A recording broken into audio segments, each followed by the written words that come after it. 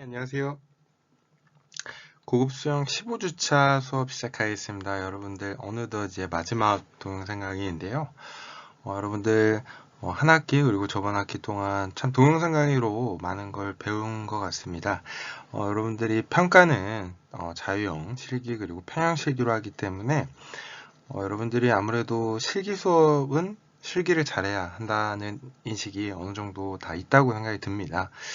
따라서 여러분들 최대한 인지적으로 많이 학습을 하고 수영장에서 그것을 해보면서 몸으로까지 체득하는 그러한 커리큘럼으로 계획을 했었고요. 여러분들이 수영장에서 비록 격주로 대면 수업을 했지만 하면서 조금 동영상 강의가 도움이 되기도 했고, 여러분들이 하면서 실력이 느는 모습을 보면서 저는 개인적으로 상당히 기뻤습니다. 최종 목표는 아무래도 자격증 취득인 것 같습니다. 그래서 여러분들 뒤에서 제가 자격증에 대한 이야기 다시 또 할 텐데요. 여러분들 조금 더 욕심을 내고 목표를 좀 더 높게 해서 나중에는 여러분들 자격증까지 취득할 수 있도록 저는 이렇게 안내를 하고 여러분들이 그 발판을 만들어주는 역할을 해야 된다고 생각이 듭니다. 네, 15주차 수업 시작하겠습니다. 네, 목차는 다음과 같습니다. 자격증에 대한 이야기 하고요. 그 다음 전반적으로 여러분들 자유형에 대한 전반적인 속도 곡선 그래프, 그리고 팔동작, 콤비네이션, 호흡, 다리 이런 것도 저희가 어떻게 보면은 초급 수영 때 배웠던 내용이긴 하지만 여러분들이 이제 시험을 볼 때 헤드업 자유형, 헤드업 평형을 궁극적으로 해야 되지만 시험은 자유형 평형만 하게 됩니다. 그래서 여러분들이 수영장에 자주 못 가면 이미지 트레이닝도 하고 나중에 여러분들이 수영장 가서 연습을 하게 되면은 한번 하고 잠깐 쉴 때 그 포인트 이거 조금 빼먹은 것 같아. 약간 물의 저항을 많이 받은 것 같아. 스트로크를 좀 더 캐치를 빨리 했을 걸. 아니면 호흡 타이밍이 안 맞았어. 라는 생각을 한 번쯤 하면은 여러분들이 스스로 피드백을 하고 이러한 피드백은 여러분들이 시간이 지난 이후에도 계속 기억을 하고 결국에는 자유형 평형을 잘하는 이러한 모습이 되지 않을까 개인적으로 그렇게 생각이 듭니다. 따라서 오늘은 전체적으로 한번 리뷰하는 시간 가지겠습니다. 네, 자격증에 대한 이야기입니다. 제가 첫 시간에 이야기했었던 건데요. 궁극적으로 여러분들이 자명, 그리고 헤드업 자유형, 헤드업 평형, 트로젠, 횡형, 그리고 와이뜨기, 스컬링, 이병 이런 것들을 해야 됩니다. 하지만 이번 수업을 통해서 여러분들이 아무래도 물 트라우마가 있었던 학생들도 있었고 수영 자체를 처음 하는 학생들이 생각보다 많이 있었습니다. 따라서 어떻게 보면 이 자격증에 대한 응시를 하기 위해서는 자유형, 평형, 배형을 쉬지 않고 어느 정도 할 수 있어야 되는 실력과 체력이 돼야 됩니다. 그렇기 때문에 여러분들한테 조금 쉬는 시간 없이 계속 수영장에서 수영을 하게끔 했던 이유가 어느 정도 체력이 되어야 누군가의 생명을 구할 수 있다라는 수상인명구조사라는 자격증을 딸 수 있기 때문에 여러분들이 이러한 영법들 할 수 있어야 되고 기본적으로 물속에서의 체력도 어느 정도 뒷받침이 되어야 됩니다. 그래서 여러분들이 어떻게 보면 그 과정이었고 조금은 힘들지만 체력적으로는 아마 시간이 지난 이후에는 좀 증가하는 것도 느꼈던 학생들이 있을 것 같습니다. 뒤에서 좀 자세히 이야기하겠습니다.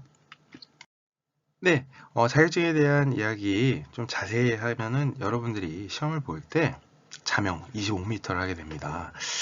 제가 그 A 분반할 때는 이야기를 했었는데 평형 스타트 이후의 동작이랑 좀 유사한 부분이 있습니다. 일단 스트림라인 유지하고 벽을 찬 다음 크라우칭 스타트를 해도 되고 혹은 스프라이드 점프라는 물속에 바로 들어가지 않는 점프를 하고 난 다음에 그렇게 하고도 합니다. 근데 대부분 헤드업을 하지 않기 때문에 머리부터 입수를 하고 자명을 하기도 합니다. 시험을 볼 때는 물 안에서 호흡을 하고 마시고 그다음 물 안으로 들어간 다음에 벽을 빵 차고 팔 뻗고 스트림라인, 그 다음 돌핀킥, 그 다음에 앞에 머리 위로 있었던 팔을 자신의 골반까지 쭉 밀어주고 그 다음 팔을 위로 올리면서 평형킥, 그 다음에 올렸던 팔을 다시 밀어주고, 다시 팔 올리면서 평형킥, 그리고 밀어주고, 이 연속이 자명입니다. 그런 루틴으로 물속에서 호흡을 하지 않고 25m를 가야 하는, 네, 그러한 조금 요령이 좀 있고 숙련도가 있어야지만 자명 25m를 여러분들도 할 수가 있습니다. 헤드업 자유형 20초 초과는 꽈락이라고 나와 있습니다. 여러분 이것도 시험장에 가면은 물 바깥에서 점프해서 머리 들고 자유형으로 25m를 나갈 수 있는, 어떻게 보면은 요구 조절을 고개를 들고 쭉 내가 원하는 지점까지 머리를 들고 그다음 나아가는 그러한 시험도 있습니다. 이거 하기 전에는 여러분들 발차기도 잘 차고, 그 다음에 캐치 풀 피니시 이런 것도 여러분들이 자유형이 능숙해져야지만 헤드업 자유형을 여러분들이 25m를 나갈 수 있습니다. 그 다음 헤드업 평형은 30초 초과 하면은 꽈락이라고 합니다. 그래서 여러분들 평형도 지금 평형 시험을 보는 이유가 또 보면은 나중에 자격증으로 한 발 다가가기 위해서 여러분들이 연습해야 되기 때문에 자유형 평형 상당히 중요합니다. 그 다음에 트러제는 자유형, 손 동작은 자유형, 발 동작은 평형, 여러분들 기억나시죠? 그래서 여러분들이 자유형 평형만 하면은 어떻게 보면은 한 두세 가지를 네, 마스터할 수 있는 그러한 과정이기 때문에 제가 계속 자유형 평형을 좀 많이 강조했었던 이유가 있었습니다. 회역은 사이드 스트로크라고 제가 했었고, A분반 친구들한테는 조금 알려준 부분이 있었는데요. 발차기는 가위차기 하는 그러한 옆으로, 사이드로 하는 영법입니다. 그리고 Y뜨기, 스컬링 이런 것은 1분 정도는 여러분들이 물과 친해진다면, 그리고 물을 어느 정도 잡는다, 민다라는 느낌이 들면은 쉽게 할 수 있는 부분입니다. 이 병도 상당히 조금은 어려운 부분이 있습니다. 손목을 올려서 5분 동안 한다는 게 발을 상당히 많은 체력도 필요하고 요령도 필요한, 네, 그렇기 때문에 로터리 킥을 많이 잡아야 되고, 물 안에서 자 조금 너무 힘들어 해도 좀 더 버텨서 계속 물 안에서 사는 걸 많이 연습을 해야지 여러분들이 이 병을 잘 할 수 있습니다. 이러한 실기적인 내용이 있고요. 그 다음에 밑에는 여러분들이 그 과정 중에 어떻게 보면은 이러한 영법들을 기본으로 하면은 어떻게 보면은 구조 하는 게 있습니다. 그래서 전방 수화 구조, 후방 수화 구조, 후방 손 목 잡힘 뭐 이러한 것들, 그리고 뭐 장비 구조, 레스큐 튜브를 이용해서 이런 것도 여러분들 할 수 있기 때문에 나중에 우리가 이제 코로나 상황이 좀 나아지고 여러분들이 수영장에서 계속 하게 되면은 이러한 것도 나중에 다 제가 알려주고 싶고, 꼭 여러분들이 잘 했으면 좋겠다는 바람이 있습니다. 네, 자유형의 팔 동작입니다. 여러분들 강조하고 또 강조했었던 내용들인데요. 여러분들 캐치하고 그 다음에 손가락 간격 살짝 벌려서 물을 최대한 많이 잡는, 네, 그러한 캐치가 필요합니다. 그래서 손가락 살짝 벌리고 손바닥으로 물을 잡는다 라고도 표현을 하죠. 그때 반대팔은, 왼팔은 리커버리를 하고 있겠죠. 그 다음 두 번째 풀입니다. 풀은 쭉 물을 당겨주는, 네, 풀이라는 영어, 당기다 라는 뜻인데요. 몸의 옆면까지 팔을 움직여서 물을 젓는다. 네, 이때에도 아직은 리커버리를 하고 있습니다. 이때 제가 늘 누누이 얘기했었던 게, 엄지손가락을 허벅지 스테이크 때까지 쭉 당겨줘라 라는 말을 제가 많이 했죠. 그래야지 물을 좀 끝까지 많이 밀어줄 수 있기 때문에, 조금만 당기면은 아무래도 여러분들이 그 물을 좀 미는 느낌을 잘 못 받기 때문에 어느 정도 좀 여러분들 근력도 필요합니다, 여러분들. 그래서 약간 근력 운동도 하면서 자영을 하면은 쭉쭉 물을 쭉쭉 나갈 수 있다라는 느낌을 받을 수 있습니다. 이때 고개는 바닥 약간 45도를 보고 있죠. 간혹 고개를 좀 많이 드는 학생들이 있는데 절대 고개 들면은 물의 저항이 많기 때문에 시선은 약간 45도 정도 바닥을 보고, 그 다음에 풀로 쭉 당겨주고 3번 피니시입니다. 허벅지까지 딱 스치고 그 다음 물을 어느 정도 끝까지 많이 밀어줬다라고 생각을 했을 때, 그 다음에 풀을 끝내고 손을 물 위로 꺼낼 때까지를 말하는 구간입니다.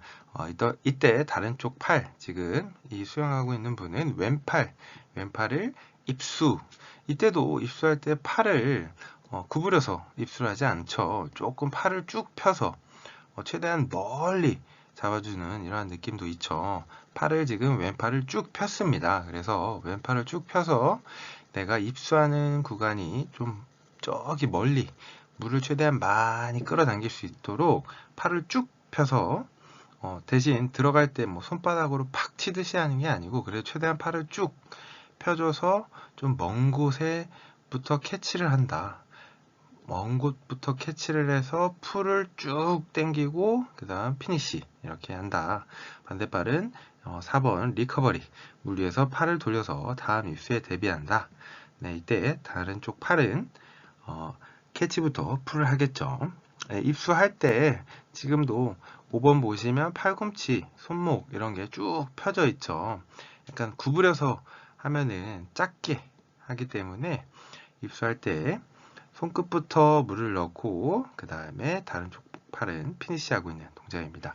그 다음 킥은 양쪽 다리를 번갈아 가면서 플러터 킥이라고도 했죠. 플러터 킥으로 킥도 상당히 중요합니다. 여러분들 킥을 조금 생각 안 하고 힘드니까 안 차야지 약간 이런 생각으로 안 차면 생각보다 물을 좀 나아가는 느낌을 안 받기 때문에 여러분들 일부러 킥판 잡고 킥만 연습하는 게 여러분들 킥도 많이 연습해야 그래야 자유형할 때 추진력을 쭉 꾸준히 받아서 감속 없이 여러분들이 잘 나아갈 수 있습니다. 다음은 앞에서 얘기했던 캐치라는 동작에 대하여 좀 자세히 더 알아보려고 하는 건데요. 캐치의 타이밍에 따라 속도 비교하는 그림입니다. 빠른 타이밍으로 캐치한 A와 캐치가 느린 B를 속도 곡선으로 비교하여 보았을 때 캐치 후 급격히 세로축의 이동 속도가 빨라지고 있습니다. 이 속도의 차이가 쌓여서 결과적으로 A가 빨리 목표 지점에 도달한다라는 연구 결과를 나타낸 그래프입니다. 또한 타이밍이 빠를수록 많은 양의 물을 뒤쪽으로 보낼 수 있기 때문에 수영에서는 입수 후 물을 잡아 뒤쪽으로 보내므로 앞으로 나아가는 힘, 추진력을 만들어서 단숨에 가속을 합니다. 특히 자유형은 팔이 추진력을 만드는 비율이 높으며 입수 직후에 캐치를 하면 가장 크게 속도를 올릴 수가 있습니다. 왜냐하면 물을 잡는 타이밍이 빠르면 빠를수록 많은 물을 뒤쪽으로 보낼 수 있고 그 반작용으로 추진력도 늘어나기 때문입니다. 설령 빠르게 캐치를 하더라도 팔꿈치를 구부린 상태로 스트로크를 하게 되면 물을 확실하게 잡을 수가 없습니다. 그렇기 때문에 물이 뒤쪽으로 보내지지 않고 앞으로 나아가는 힘이 만들어지지 않아 가속하기가 어렵습니다. 즉, 팔꿈치를 구부리면 팔 전체에 힘이 들어가서 물을 확실하게 끌어모을 수가 없습니다. 우측 상단의 그림은 처음 입수, 캐치, 풀, 피니쉬 동작까지 이렇게 자세히 나와 있고요. 그 다음 우측 하단은 처음에 설명했었던 리커버리, 엔트리, 푸시, 캐치, 풀, 피니쉬까지 이러한 일련의 동작은 쉬지 않고 계속 이루어진다는 것을 표현하는 그림입니다. 세 번째 다리입니다. 전신이 좌우로 회전하는 롤링이 커지면 스트림라인이 무너져 스피드를 잃어버리는 큰 원인이 됩니다. 그래서 중요한 것이 킥인데요. 킥으로 상반신과의 균형을 잡는 것이 중요합니다. 다시 말해 자유형의 추진력은 손으로 물을 저으며 얻을 수 있는데 이때 팔만 억지로 돌리면 몸이 좌우로 회전하는 롤링이 과도하게 일어나서 몸의 중심축이 흔들리게 됩니다. 그렇게 되면 스트림 라인이 무너져 물의 저항을 크게 받게 됐습니다. 이러한 불필요한 움직임을 없애서 스트림라인을 유지하는 것이 킥의 역할이다 라고 기억을 하면 좋습니다. 스트림라인이라는 용어가 낯설게 등장했는데요. 스트림라인은 물의 저항을 최소한으로 받으며 앞으로 나아가기에 이상적인 자세라고 기억하시면 됩니다. 킥은 이렇게 불필요한 움직임을 흡수하기 위한 하나의 부수적인 동작이지만 꼭 필요한 동작으로 이해하시면 좋습니다. 그림을 보면 위에 킥이 없는 경우 물을 보내는 방향이 정확히 뒤쪽이 아닌 비스듬한 뒤쪽이 되기 때문에 추진력이 진행 방향에 맞게 똑바로 작용하지 않게 됩니다. 또한 진행 방향과 마주하는 면적이 커지기 때문에 물의 저항을 강하게 받게 되는 것입니다.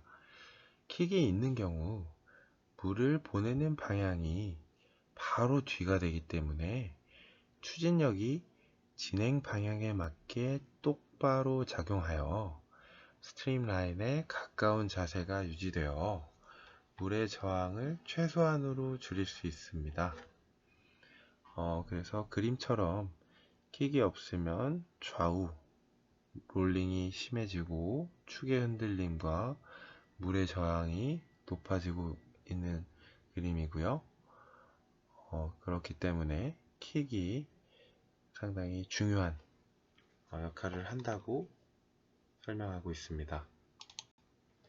앞에서 말한 것처럼 자유형의 킥은 추진력을 얻는다는 것보다 상반신과의 균형을 잡기 위한 동작입니다. 아무리 힘껏 차더라도 꼭 효율적인 가속으로 연결되지 않습니다. 자유형에서는 고관절부터 발끝까지 다리 전체를 사용해서 깃발이 바람에 나부끼는 느낌으로 부드럽게 차야 합니다. 킥 동작을 할 때 무릎은 자연스럽고 부드럽게 구부러지는 느낌으로 움직여야 합니다. 다리에 힘이 들어가면 무의식적으로 무릎이 구부러지게 되고 하반신뿐만 아니라 상반신에도 불필요한 힘이 전달되어 균형이 무너져 감속으로 이어지게 됩니다. 또한 물보라는 저항을 많이 받고 있다는 증거입니다. 물보라는 물체가 물에 부딪히면서 생기는데 물보라가 크다면 그만큼 큰 저항을 받고 있다는 증거입니다. 킥 때문에 물보라가 크게 일어나는 경우에는 킥에 힘이 들어가서 무릎이 구부러져 있다고 볼 수 있습니다. 무릎을 구부리지 않고 차야 가장 효율적인 동작을 하게 됩니다. 네 번째 호흡법입니다. 호흡법은 호흡의 간단한 원리는 공기를 마시고 입술을 할 때 물속에서 잠깐 호흡을 멈추었다가 다시 수면 밖으로 나오기 전에 공기를 코로 내뿜고 수면 밖으로 입이 나온과 동시에 입으로 숨을 내뿜고 동시에 공기를 들여 마십니다. 물속에서 날숨을 할 때에는 코로만 공기를 내뿜어도 되고 코와 입으로 공기를 같이 내뿜어도 됩니다. 물속에서 처음부터 입이 나올 때까지 계속 공기를 내뿜기보다는 입술을 하고 나올 때 공기를 내뿜고 중간에는 잠깐 멈추는 게 몸을 덜 가라앉게 만들어주는 역할을 합니다. 이 원리는 폐 내에 부력을 유지하는 방법인데요. 아무래도 인체 내에 폐 공기가 많이 보유하게 되면 부력의 영향으로 물에서 조금 뜰 수 있는 역할을 하기도 합니다. 그림의 왼쪽 그림은 초급자들이 호흡법을 할 때 물속에서 벽을 잡고 그 다음 옆면으로 호흡을 하는 그림이고요.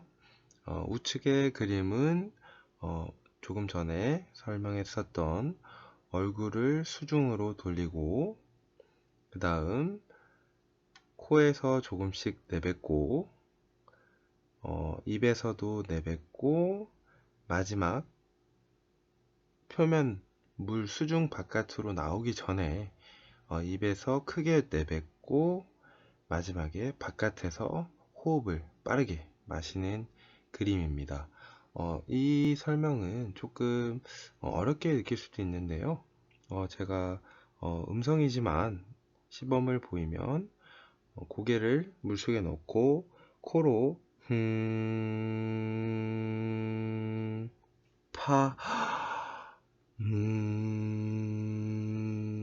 파 이렇게 이러한 사이클로 물속에서 코로 물을 많이 내뱉는 이유는 코로 물을 많이 들어가면 거부감이 느끼기 때문에 물속에서는 하고 물을 계속 밑 바깥으로 뱉는 역할을 하게 됩니다. 이러한 제가 알려드린 사이클을 미리 조금 생각해보고 저렇게 벽면을 잡고 연습을 하게 되면 수영하는 도중에 코로 물이 들어가는 상황을 최소한으로 줄일 수 있게 됩니다. 평형이나 저병에 비해 자유형은 저항을 크게 받지 않고 호흡을 할 수 있습니다. 그만큼 얼굴을 드는 동작이 크면 몸의 축이 좌우로 흔들려서 크게 감속하는 원인이 됩니다. 그러므로 축이 흔들리지 않는 범위 내에서 얼굴을 조금만 들어 호흡을 해야 합니다. 호흡을 할 때 얼굴을 많이 들지 않는 것이 물의 저항을 최소화하는 요령입니다. 입이 수면에 겨우 나오는 정도를 기준으로 하고 얼굴 전체가 수면에 나올 정도로 얼굴을 많이 들게 되면 평형과 동일하게 가슴으로 물의 저항을 받아서 크게 감속하게 됩니다. 또한 많이 든 얼굴을 내리는 동작이 필요하기 때문에 몸이 위아래로 움직여서 스트림 라인을 무너뜨릴 뿐만 아니라 불필요한 에너지를 소비하게 됩니다. 그래서 그림과 같이 얼굴을 많이 들게 되면은 많이 올라간 만큼 다시 중력에 의해 많이 또 몸이 내려가게 됩니다. 또한 물의 저항도 많이 받게 되고요. 그만큼 가속에 많은 차이를 가지게 됩니다.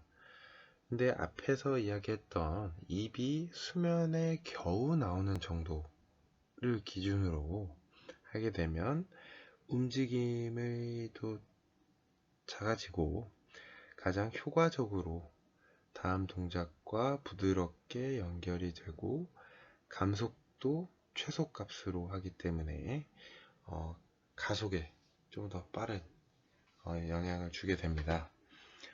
입이 수면에 겨우 나오는 정도로 하게 된다면 물의 저항을 최소화하여서 가장 이상적인 동작을 할 수 있습니다. 호흡이 서툰 경우 얼굴을 과도하게 많이 들게 되는데요.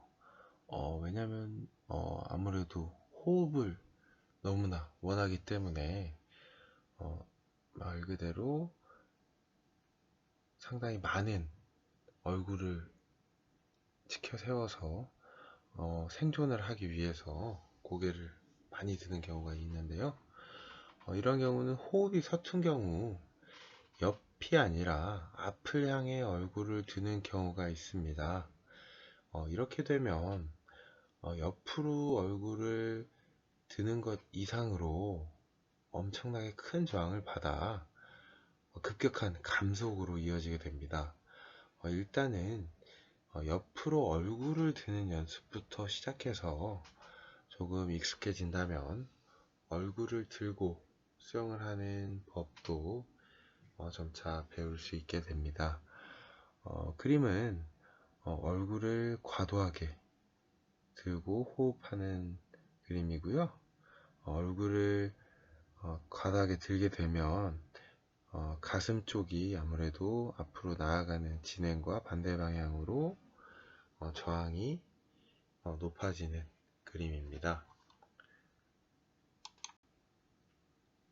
다음은 그 호흡법과 롤링을 같이 이렇게 한 번에 볼 수 있는 그림인데요.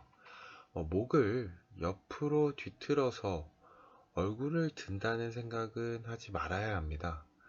호흡은 상반신이나 롤링과 맞춰가며 실행하는 것이기 때문에 굉장히 원활하게 해야 합니다. 가끔 롤링과 상관없이 목을 뒤틀어서 얼굴만 수면에 내놓는 것은 좋지 않은 호흡 동작입니다. 다시 말해 자유형이나 배영의 특징 중 하나가 롤링입니다. 롤링은 앞에서 설명한 캐치, 풀, 피니쉬 동작을 이야기합니다. 자유형을 할 때 이러한 롤링에 호흡할 타이밍을 맞추면 좋습니다. 롤링으로 자연스럽게 몸이 회전하였을 때 그 상반신의 움직임에 맞춰 얼굴을 옆으로 돌리면 저절로 얼굴이 수면에 나오는데 그 타이밍에 재빠르게 이렇게 호흡을 하는 것입니다. 그러면 호흡으로 인한 감속을 막을 수 있습니다. 롤링과 상관없이 호흡을 위해서만 목을 비틀어서 들면은 몸의 중심축이 어그러져 스트림라인이 무너지고 물의 저항을 받아 감속으로 이어지게 됩니다. 그림을 보게 되면은 앞에서 봤을 때 몸의 축은 어긋나지 않게끔 롤링에 맞춰 자연스럽게 회전하는 그러한 장면을 이렇게 밑에서 자세히 볼 수 있었는데요. 위에서 보게 되면은 이렇게 한쪽은 한 팔은 리커버리 동작, 그리고 다른 팔은 입수 캐치하는 동작을 볼 수 있는데요. 호흡을 해도 몸의 중심축은 어긋나지 않는 선에서 입만 수면으로 나오게 라는 이러한 생각을 가지고 해야 됩니다.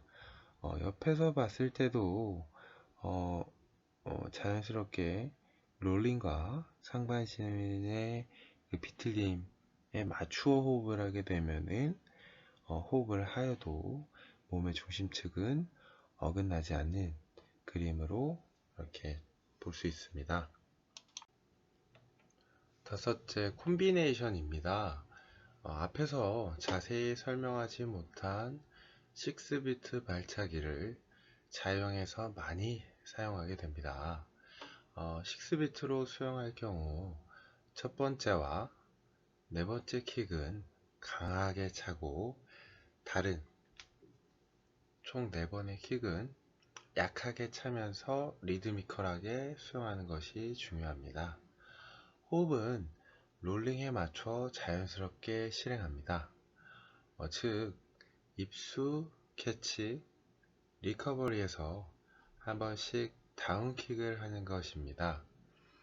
자유형 영법은 한 번의 스트로크, 즉 좌우 팔을 한 번씩 젓는 동안에 몇 번 킥을 하는지에 따라서 2비트, 4비트, 6비트 등으로 나누어지게 됩니다. 그림은 스트로크를 한 번 하는 동안에 6번의 킥을 하는 6비트로 설명하고 있는데요. 이 방법이 100에서 200m 거리를 수영하는데 최적의 발차기라고 합니다.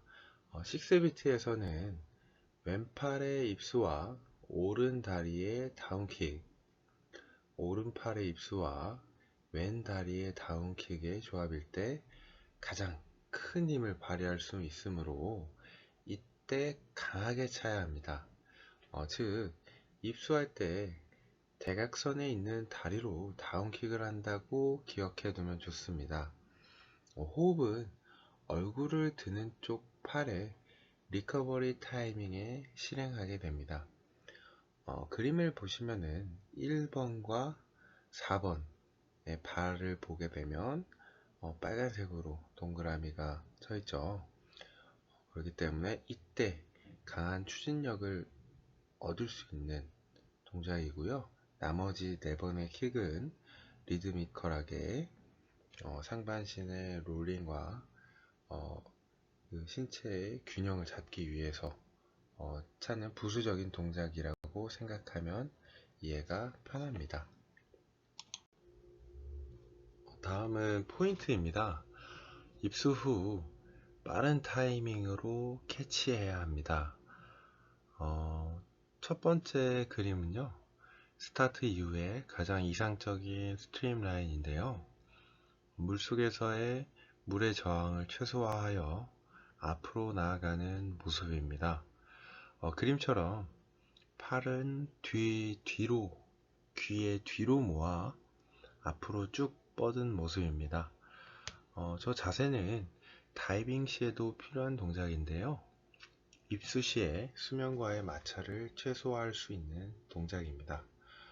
물속에 들어가게 되면은 중력에 의해 몸이 가라앉기 때문에 입수 후에 빠른 타이밍으로 캐치해야 합니다. 그렇다고 입수하자마자 신체의 위치를 고려하지 않고 너무 물에 깊숙한 데 있는데 캐치를 하게 되면은 그것도 안 되기 때문에요. 자신의 신체 위치를 어느 정도 물속 안에서 출발했다면 부력을 통해 혹은 발차기나 몸의 웨이브를 통해서 수면으로 조금 올라온 상태에서 빠른 캐치 동작을 통해서 앞으로 나아가는 가속을 높여야 합니다. 킥으로 좌우의 과도한 롤링을 없애서 스트림라인을 유지하고, 호흡은 롤링에 맞춰서 최소한의 움직임으로 실행합니다. 저항을 늘리는 요소를 가능한 배제하고 수영해야 하는데요. 자유형에서는 손을 입수하는 것과 동시에 물을 캐치해서 대량의 물을 뒤쪽으로 보내고 그렇게 추진력을 얻어 앞으로 나아갑니다. 가능한 한 빠른 타이밍으로 캐치한다면 그만큼 많은 물을 저을 수 있으므로 효율적으로 가속할 수 있습니다. 또한 팔을 저을 때 생기는 상반신의 롤링을 적당히 없애주는 것이 킥의 역할이며, 킥으로 균형을 잡아서 저항이 적은 자세를 유지합니다. 호흡에서는 머리를 너무 많이 들지 않도록 하고 롤링에 맞춰서 자연스럽게 얼굴을 들면 물의 저항을 최소한으로 줄일 수 있습니다. 그림의 네 번째 그림은 뒤쪽으로 물을 보내는 풀의 동작이고요. 5번은 마지막 왼팔의 피니시 동작, 그리고 그림의 오른팔은 리커버리 동작이기도 하지만 입수 동작이기도 합니다. 그 다음 6번은 오른팔의 캐치 동작이고요. 그 다음 이때는 오른 다리의 다운킥을 통해서 몸의 균형을 맞추는 동작입니다. 다음 7번은 왼팔의 리커버리 동작이기도 하지만 오른팔은 풀 동작으로 물을 뒤로 밀어내는 동작이고요. 그 다음 8번은 피니시 동작 이후에 상반신이 자연스럽게 돌아갈 때 롤링 타이밍에 맞춰서 얼굴을 들고 호흡하는 모습입니다. 이때 입만 수면 바깥으로 나가서 물의 저항을 최소화해야 하는 동작이기도 하고요. 9번 동작은 호흡 이후에 오른팔을 입수하고 왼팔은 다시 캐치 동작을 하고 있는 모습입니다. 이렇게 마지막으로 이번 수업에 총 정리를 해보았습니다. 실력 향상 포인트는 크게 네 가지로 팔, 호흡, 다리, 그리고 콤비네이션으로 이루어져 있고요. 팔은 입수 후에 바로 캐치한다 라고 기억하시면 수영 수업에 굉장히 도움이 많이 되고 앞으로 자유형을 하는데 이 포인트는 꼭 잊지 않고 기억하길 바랍니다. 호흡은 얼굴을 너무 많이 들지 않고 호흡을 해야 하는 호흡법이 필요하고요. 그 다음 롤링의 상황에 맞춰 호흡을 하게 됩니다.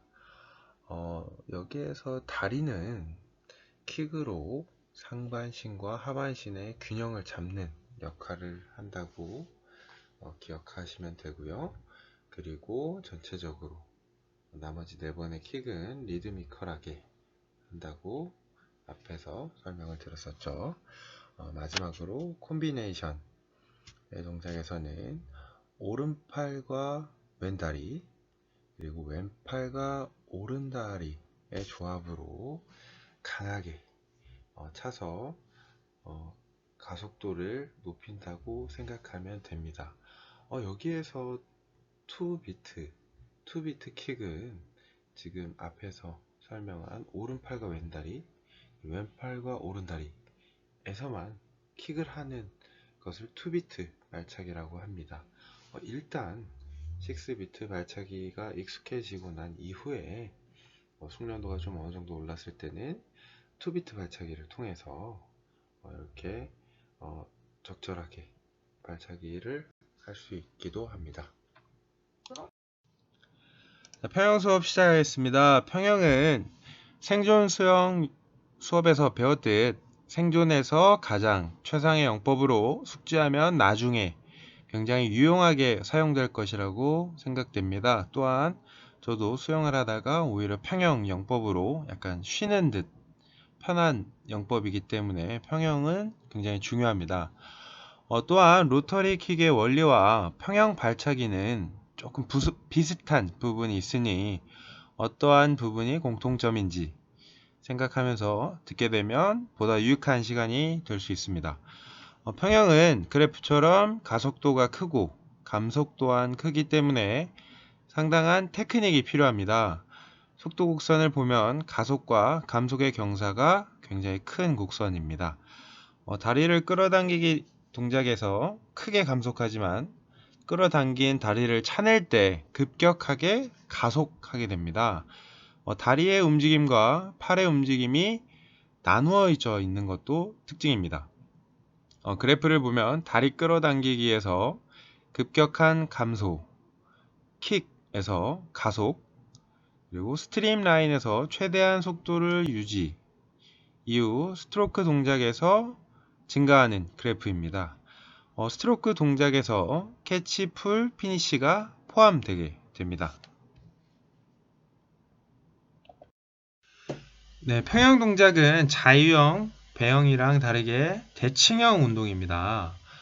상체와 하체가 나뉜 것이 특징입니다. 상체 동작부터 자세히 설명해 드리겠습니다. 상체 캐치 동작에서 양손을 바닥 쪽 대각선으로 물을 잡습니다. 이때 아무래도 기본적으로 물에서 가볍게 물을 잡는 듯한 느낌도 연습을 많이 충분히 해야 되고요.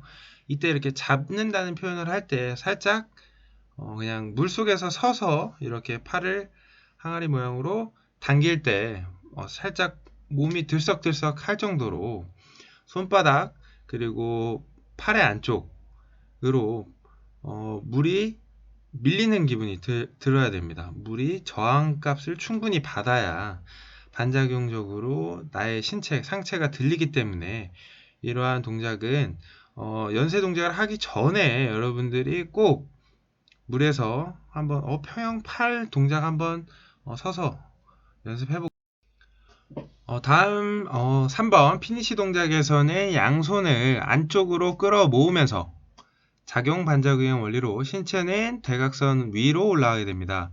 이때 허리를 45도 방향으로 세워줍니다. 이러한 동작에서도 대각선이 위로 올라가기 위해서는 여러분들이 정확하게 대각선 방향으로 밀어줘야 정확하게 반대 방향인 대각선 상쪽, 위에 쪽 방향 대각선으로 가죠. 그럼 밑에 쪽 하단 방향의 대각선으로 정확히 손바닥 그리고 팔면으로 쭉 밀어줘야 여러분들이 45도 방향으로 허리가 세워지고요. 따라서 앞에서 얘기했듯이 이러한 피니시 동작도 물속에서 상체를 서서 이렇게 쭉쭉 밀어주는 처음에 캐치, 풀, 피니시 동작은 여러분이 서서도 충분히 할 수 있기 때문에 이러한 동작은 구분해서 무조건 연습을 해둬야 여러분들이 실질적으로 연쇄 동작을 할 때 도움이 상당히 됩니다. 그래서 한 번 더 이렇게 좀 자세하게 설명드렸고요. 이후 리커버리에 맞춰서 얼굴을 들고 숨을 쉬어줘야 됩니다. 사진처럼 양손을 모아서 킥과 상체에 대한 준비를 하는 전반적인 동작에 대해서 한번 말씀드렸습니다. 지금 일단은 가볍게 전체적인 동작을 크게 4가지로 나누었고요. 캐치풀, 피니시, 호흡 이렇게 여러분들한테 소개를 해드렸습니다.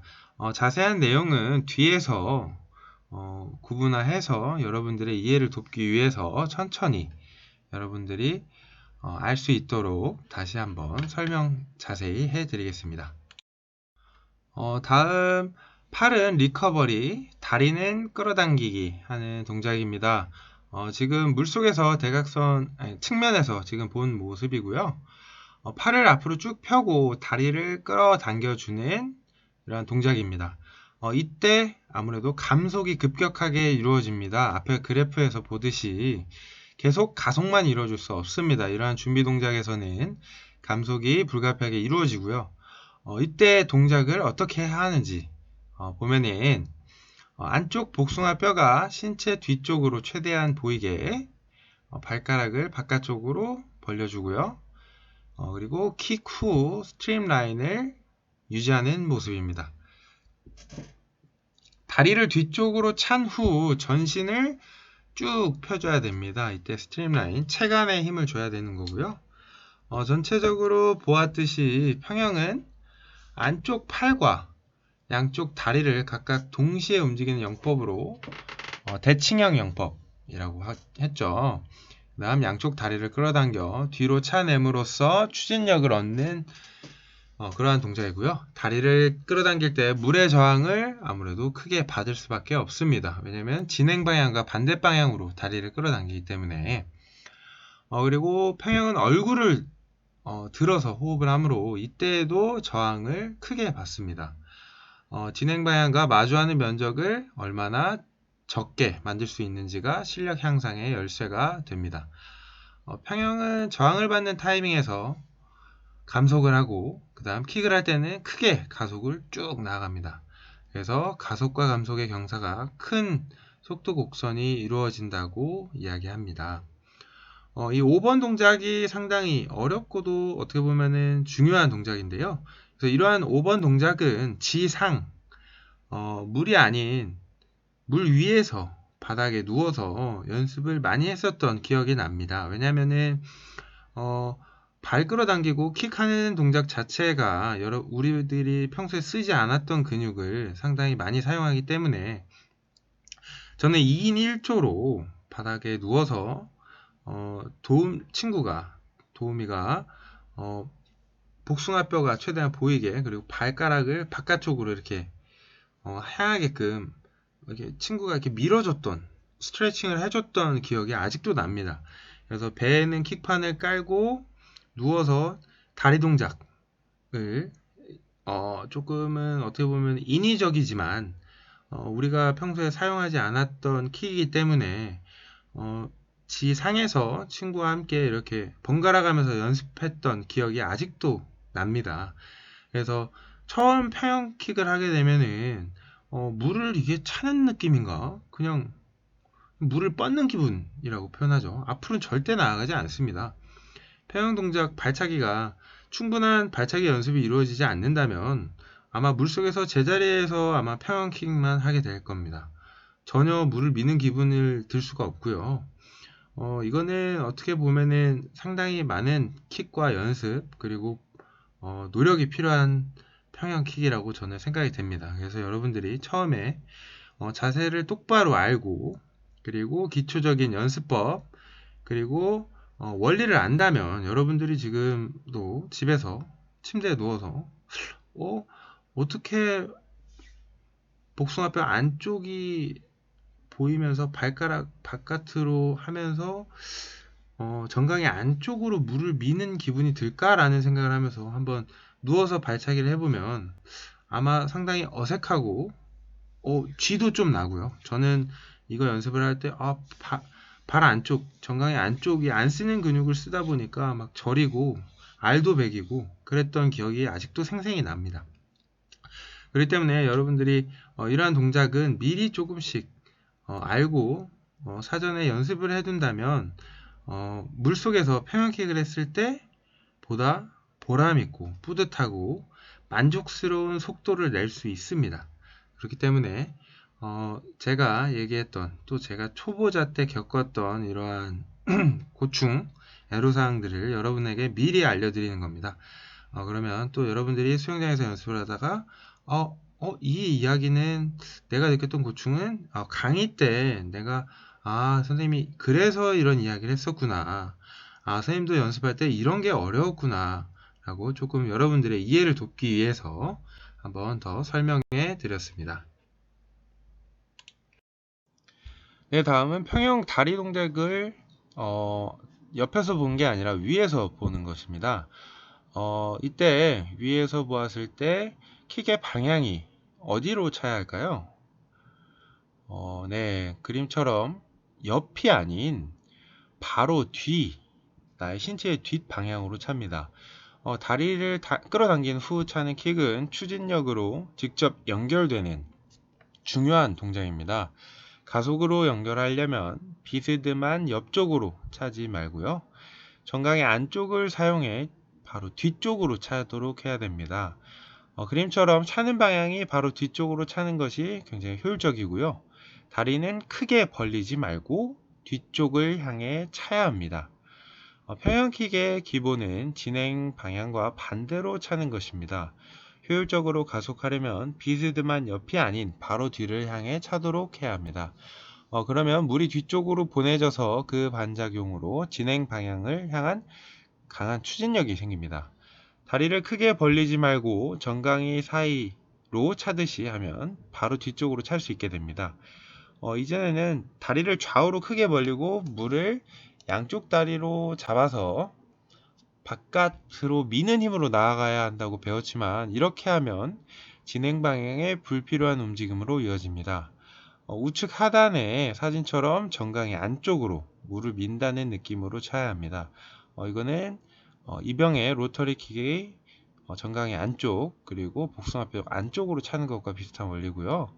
다리는 뒤쪽을 향해 움직이고 정강이 안쪽으로 물을 미는 듯이 움직이면 쉽게 다리를 뒤쪽으로 찰 수 있습니다.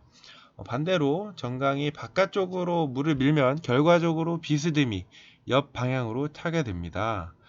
킥이 올바르게 되지 않는 것 같다면 이 부분을 의심해 봐야 한다고 하고 이 부분을 꼭 기억해야 됩니다.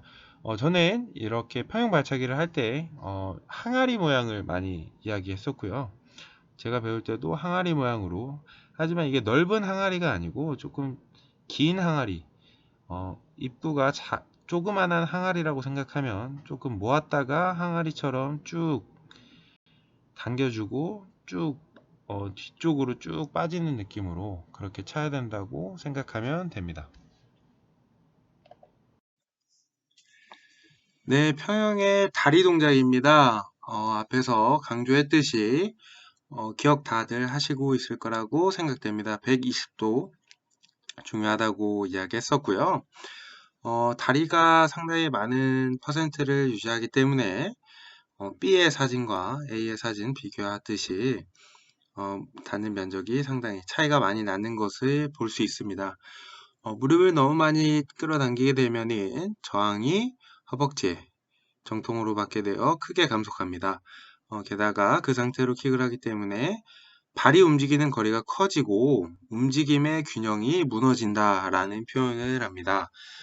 즉 거리에서만큼 가속에서 차이가 상당히 많이 나는 사진을 볼 수 있고요. 위에 사진과 밑에 사진을 보면은 여러분들이 만약에 A처럼 1m를 나갈 수 있다면 무릎을 너무 많이 끌어당길 경우 B 사진처럼 80cm 밖에 나아가지 못하는 한 번의 동작에 이렇게 20cm나 차이가 나는 이러한 대조적인 모습을 볼 수 있습니다.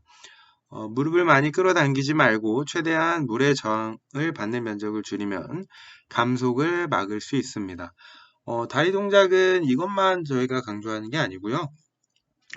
A 사진에 발을 잘 보시면은 발가락이 약간 바깥쪽으로 향해 있는 걸 살짝 볼 수 있습니다.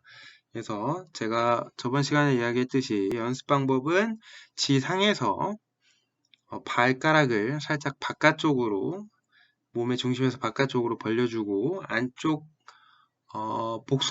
복숭아뼈가 뒤에 있는 사람한테 살짝 보일 정도로 살짝 벌려줘야 발을 밀을 때 물에 닿는 면적을 최대한으로 만들어야 여러분들이 또 뒤로 갈 때 작용력이 있어야 여러분들이 앞으로 가는 반작용력으로 물에서 앞으로 나아갈 수 있습니다. 그렇기 때문에 왜 그러한 동작을 할까라는 생각을 하지 마시고요.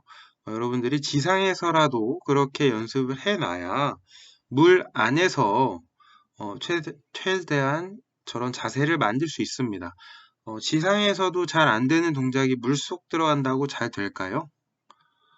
네, 저는 잘 될 줄 알았는데 저도 해보니까 잘 안 되더라고요. 그래서 저도 똑같이 평형을 배울 때 물 밖에서 네, 발가락을 몸 중심에서 최대한 벌려보기도 하고 스트레칭도 그러니까 안쪽 근육을 조금 스트레칭을 해야 됩니다.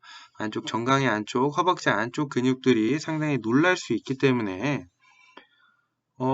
제가 수영장에서 평형 발차기를 스트레칭 안 하고 했다가 허벅지 안쪽과 정강이 안쪽에 알이 배긴 적이 있기 때문에 여러분들에게 저처럼 평형 하다가 안쪽 허벅지에 알 배겨서 일주일 동안 근육통으로 고생하지 않길 바라는 마음에 여러분들은 안쪽 허벅지, 무릎 돌려주기나 안쪽 허벅지, 그리고 혹은 정강이 안쪽 스트레칭을 꼭 하길 부탁드립니다. 데이터로 검증한다라는 것은 여러분들이 다른 사람이 수영의 시간에 따라서 이동 속도의 변화를 나타낸 그래프이고요. X축과 Y축으로 나눠집니다. 시간에 따른 속도의 변화인데요. 보듯이 A와 B를 비교하면서 보면은 B는 감속의 구간이 상당히 급격하게 떨어지죠. B를 보면 파란색을 보시면 B가 속도가 빠르다 해서 느리다로 쭉쭉쭉 급격히 떨어지는 반면 A는 완만하게 떨어지다가 더 B보다 더 빠르게 가속이 이루어진다는 것을 볼 수 있습니다.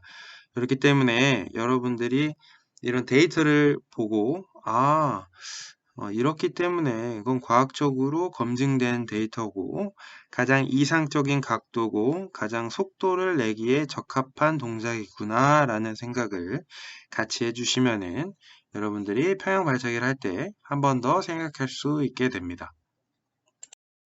네, 다음은 평형 콤비네이션입니다. 팔을 앞쪽으로 펴과 동시에 강하게 차야 합니다. 평형에서는 팔과 다리가 연동되지 않아서 앞으로 전혀 나아가지 않는 경우도 있습니다. 캐치, 풀, 피니시 각 단계에서 킥을 어떻게 맞출 것인지를 반복 연습을 통해 확실하게 알아둬야 합니다. 1번 그림은 스트림라인 자세를 취하고 조금씩 숨을 뱉습니다. 2번 손바닥을 바깥쪽으로 향하게 하고 캐치를 시작합니다. 3번 팔꿈치를 구부려 가면서 손바닥으로 물을 뒤쪽 대각선으로 보냅니다. 4번 팔은 가슴 아래로 끌어모으기 시작하고 얼굴을 45도로 방향으로 들기 시작함과 동시에 시선은 물 쪽을 보고 숨을 다 뱉습니다. 5번은 가슴 아래로 끌어모아 피니시하고 그리고 다리를 끌어당기기 시작합니다. 이때 얼굴을 들고 단숨에 숨을 빠르게 들여 마시고 해야 합니다. 6번째, 팔을 앞쪽으로 펴고 리커버리 합니다. 팔 뒤꿈치를 엉덩이 쪽으로 끌어당기고 얼굴을 물속으로 되돌리는 게 6번 동작입니다. 그 이후 다리를 뒤쪽으로 강하게 차는 게 여기서 강조해야 될 부분은 리커버리에서 허벅지를 끌어당기고 다리를 강하게 찹니다. 평형은 팔과 다리의 움직임이 복잡해서 조합할 때도 테크닉이 필요합니다. 특히 중요한 포인트는 캐치 풀 피니시 타이밍에 팔과 다리가 어떠한 동작을 하는지 파악해 주는 것입니다. 팔의 리커버리 타이밍에 다리를 끌어당겨야 합니다. 물속에서 연동이 잘 되지 않는 경우에는 지상에서 벤치 위에 배를 깔고 엎드려서 동작을 확인해 보아야 합니다. 호흡은 피니시와 동시에 한다고 생각하면 비교적 타이밍을 맞추기 쉽습니다. 필요 이상으로 얼굴을 많이 들면 가슴으로 물의 저항을 많이 받게 되므로 주의해야 하고요. 우측 하단의 그림은 풀을 할 때 숨을 모두 내뱉고 얼굴을 들었을 때 단숨에 숨을 들이마시는 그림입니다.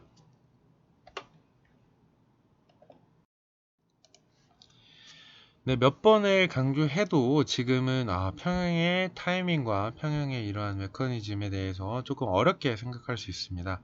그래서 다시 한번 사진으로 평형 포인트에 대해서 다시 한번 이야기하겠습니다. 첫 번째 사진은 다이빙을 한 후에 물을 이렇게 뒤로 보내고 그 다음 2번 동작으로 하고 있는 겁니다. 이때 아무래도 스트림 라인을 유지해야 되고요. 2번 스트림 라인 유지 후 3번 손바닥을 바깥쪽으로 하여 물을 어떻게 하죠? 캐치하기 시작합니다. 다음 4번 양팔을 세워서 90도로 세워서 간결하게 팔을 젓습니다. 그 다음 6번 다리는 허벅지와 물을 바로 뒤로 찬 다음 스트림 자세를 취하는 거고요. 글처럼 다리 각도를 몸과 120도 해야 물의 저항을 가장 적게 받습니다. 그 다음 9번 동작에서는 팔 접기에 맞춰 얼굴을 최소한으로 들어야 됩니다. 그 이유는 앞에서 많이 이야기했었죠. 평형 동작은 가속할 때는 저항이 적은 자세를 유지해야 하고요. 팔은 좌우로 벌리지 말고 앞팔을 세워서 몸의 앞에 있는 물을 대각선 뒤쪽으로 보내야 합니다. 다리도 좌우로 엄청 벌리는 게 아니라 정강이 안쪽으로 자신의 신체 뒤쪽으로 간결하게 차서 진행 방향으로서의 추진력을 만들어내는 게 중요합니다. 다리를 끌어당기는 동작에서 각도는 120도 가장 좋고요. 팔로 물을 아래쪽으로 밀어내는 동작을 하면 너무 위아래로 신체가 이동하기 때문에 많이 흔들립니다. 그렇기 때문에 대각선 뒤쪽으로 보내야만 합니다. 평형의 실내 향상 포인트입니다. 제가 앞에서 이야기하였듯이 실내 향상 포인트는 여러분들이 수업이 끝난 이후에도 각 파트별 총 4가지 파트 꼭 기억하고 여러분들이 평생 스포츠로서 평형, 영법에 대해서 잘 할 수 있도록 이렇게 준비해 보았고요. 실내 향상 포인트는 기억하시는 분들이 많으시겠죠? 네, 그럴 거라고 믿고요. 팔은 어떻게 할까요? 네, 팔을 저을 때 앞을 벌리지 않는다 라는 말을 했습니다. 팔을 저을 때 앞을 벌리지 않는다 라고 하면 어떤 의미가 있을까요? 네, 팔을 너무 많이 벌리게 되면은 그쵸, 효율적인 동작이 안 되겠죠. 그렇기 때문에 팔을 너무 많이 벌리는 동작보다는 네, 간결하게 네, 팔을 벌려야 아무래도 물의 저항도 그렇고 네, 그렇겠죠. 네, 다 저번 주에 했던 수업 내용이랑 같이 복습이고 여러분들에게 강조하는 부분이기 때문에 한번 여러분들이 저번 주에 뭐 배웠었지? 맞아. 팔 동작은 이렇게 했었지? 라는 생각을 꼭 같이 해주시길 부탁드립니다. 그리고 앞팔을 세워서 그리고 살짝 안쪽으로 구부려 팔을 젓는다 라고 표현을 했습니다. 앞팔을 세운다 라는 표현은 어떻게 해야 할까요? 네, 팔꿈치를 살짝 구부리면서 네, 앞팔을 살짝 세우고 안쪽으로 접어서 네, 몸 쪽으로 당겨주는 동작이겠죠. 네, 그래서 팔 동작할 때 비록 추진력의 20%겠죠. 다리보다는 조금 적은 비율을 차지하고 있지만 평형을 구분해서 연습을 할 때 킥판을 잡고 평형 발차기만 해보기도 하고 다리에 킥판을 끼고 팔 동작만으로도 평형을 앞으로 나아가는 동작을 연습하기도 합니다. 왜냐면은 평형의 팔 동작도 호흡과 연결되고 중요한 부분이기 때문에 퍼센트가 낮다고 해서 소홀하게 생각하면 안 됩니다. 네, 자유형 팔 동작과 발차기 동작을 할 때도 발의 영향이 적다고 해서 발차기를 안 찰 수는 없으니까요. 그죠? 모두 다 중요한 부분이지만 소홀히 생각하면 안 됩니다. 그렇기 때문에 팔 동작도 다시 한번 기억해 주시고요. 그다음 다리 굉장히 중요하죠. 다리를 끌어당길 때 각도는 120도로 향한다 라고 했습니다. 다리를 끌어당길 때 90도로 당겨도 되고 80도, 20도 최대한 많이 당길수록 도움이 되지 않나요?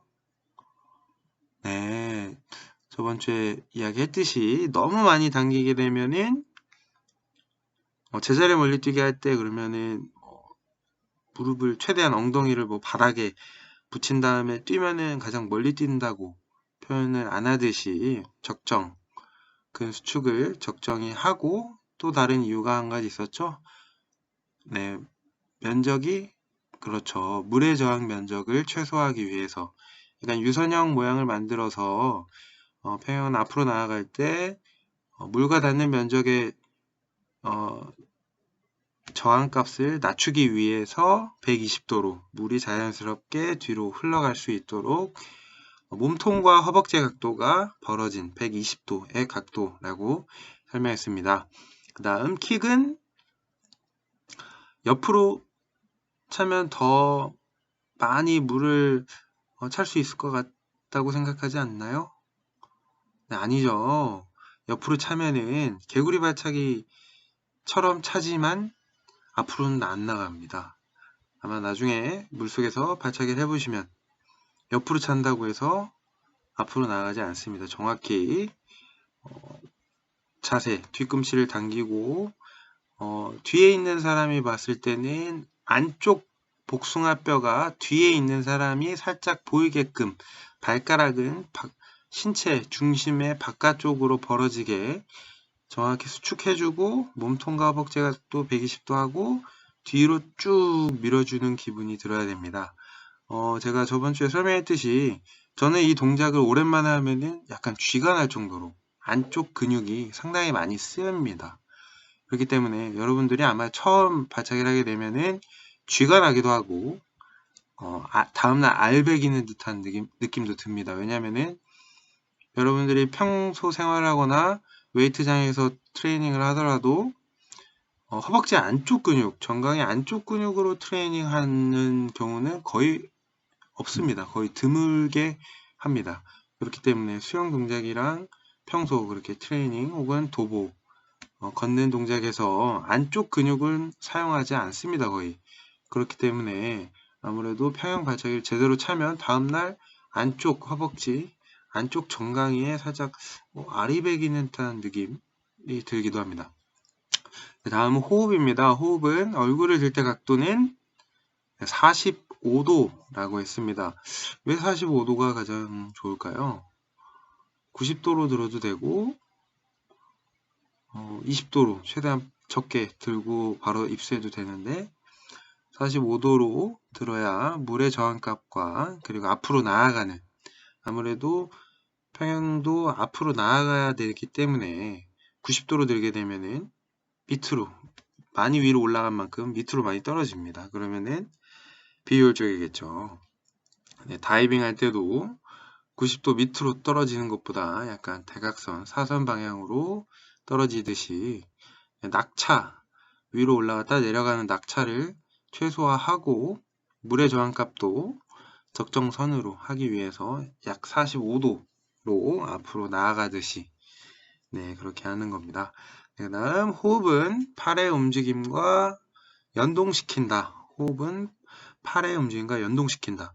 이게 한 줄로 표현하다 보니까 말은 되게 쉬운데요. 연동한다 라는 것은, 타이밍은 제가 한번 설명했듯이 저는 평형을 할 때 일단 스트림라인을 유지하고요. 벽을 찬 다음 쭉 나아가다가 속도가 거의 줄었을 때 저는 마음속으로 이렇게 셉니다. 1, 2, 3 할 때 팔 동작으로 앞으로 한 다음 물 당겨주고 호흡하고, 그 다음 팔을 쭉 뻗을 준비를 할 때 양손을 모았을 때 다리는 이미 킥 준비를 해놓고 팔을 펼침과 동시에 킥을 쭉 밀어주고 스트림라인 1, 2, 3 하고 팔 당기면서 호흡, 다리 모아주고 팔 쭉 뻗어주면서 킥, 약간 이런 타이밍을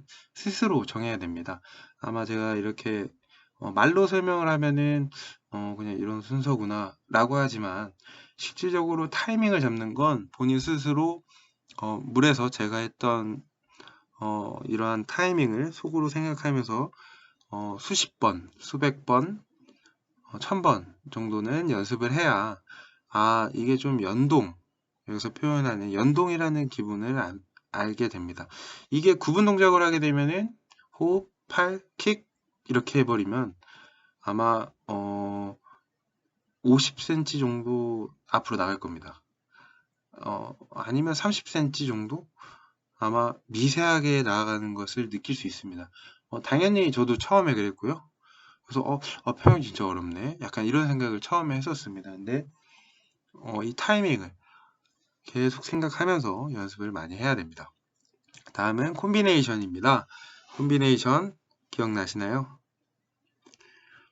네, 피니시에서 다리를 끌어당기고 얼굴을 들어 단숨에 숨을 들이쉰다.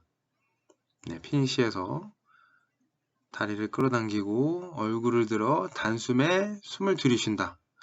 약간 이것도 연동된 동작이겠죠. 다리 당기고 얼굴 들고, 약간 이렇게 고가 아니고 다리를 끌어당김과 동시에 얼굴 숨 마시고 팔 뻗으면서 킥, 약간 이렇게 타이밍이 생각보다 좀 빠르게 따당 탕 따당 탕, 약간 이런 이러한 템포 혹은 이러한 조절이 필요한 동작입니다. 그래서 지금 앞에서 설명한 이 네 가지의 이 포인트는 꼭 기억해 주시길 부탁드립니다. 네, 지금까지 15주차 여러분들 자격증 최종 목표 보았고, 그 다음에 자유형, 평형에 대해서 같이 리뷰 해보는 시간이었습니다. 여러분들 처음에 수영을 배운 친구들도 많이 있어서 어려운 부분도 많았을 텐데 한 학기 동안 이렇게 열심히 시청해 주셔서 감사하고요. 조금 시간이 지난 이후에도 제가 좀 이야기했었던 부분들 한두 개라도 기억에 남는다면 여러분들 한 학기의 수업이 좀 유익한 시간이 되지 않았나 라는 생각을 개인적으로 합니다. 여러분들 조금 연습하고 조금 더 노력해서 여러분들 수영이 진짜 여름에 수영장 가서 한번 수영하고 싶다라는 생각 한번 들었으면 좋겠습니다. 네, 지금까지 시청해 주셔서 감사합니다.